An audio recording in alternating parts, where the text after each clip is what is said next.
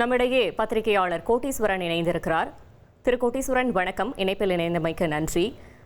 திமுகவுடன் பேச்சுவார்த்தைக்கு காங்கிரஸ் தற்போது குழு அமைத்திருக்கிறது. உங்களுடைய முதற்கட்ட பார்வை.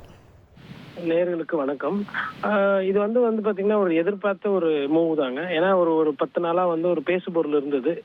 ராகுல் காந்தி விஜயிடம் நன்றாக பழகிறார், பேசுகிறார், அதுவே ஒரு வெற்றி கூட்டணியா மாறாது அப்படின்ற மாதிரி எண்ணோட்டங்கள் பேசுபொருளா இருந்தது. அதை மையமாக வைத்து ஒரு சில சர்ச்சைகள், ஒரு சில பேசுபொருள், ஒரு சில விவாதங்கள்லாம் இருந்தது. அதற்கு இன்னைக்கு காங்கிரஸ் தலைமையும் முற்றுப்புள்ளி வைத்திருக்கிறது. அதை ப. சிதம்பரம் போன்ற முன்னாள் நிதியமைச்சர் வரவேற்பது என்பது ஒரு சமிக்கை. அதாவது திமுக காங்கிரஸ் கூட்டணி உறுதியாக இருக்கிறது.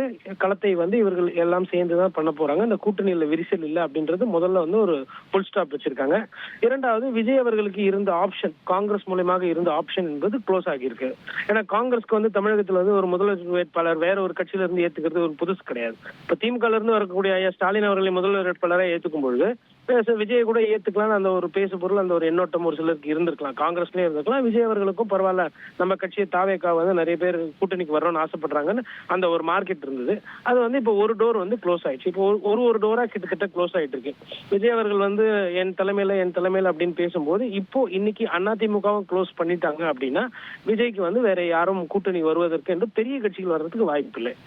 அவர் தனியாக தான் களத்தை காணணும், தனியாக தான் தேர்தலை சந்திக்கிற மாதிரி ஒரு சூழல் வரும். இப்போதைக்கு அவருக்கு இருக்கிற ஒரே ஆப்ஷன் அதிமுக பிஜேபி கூட்டணி. அதை விட்டால் அவர் தலைமையில ஒரு கூட்டணி அப்படின்னும் பொழுது அது வாக்குகள் வாங்கலாம். ஆனா சீட்டுகளா, அது சட்டமன்ற உறுப்பினர்கள் அவங்களால ஜெயிப்பது என்பது ரொம்ப கடினமாகிவிடும். இணைப்பில் இணைந்து உங்களுடைய கருத்தை தெரிவித்தமைக்கு நன்றி திரு கோட்டீஸ்வரன்.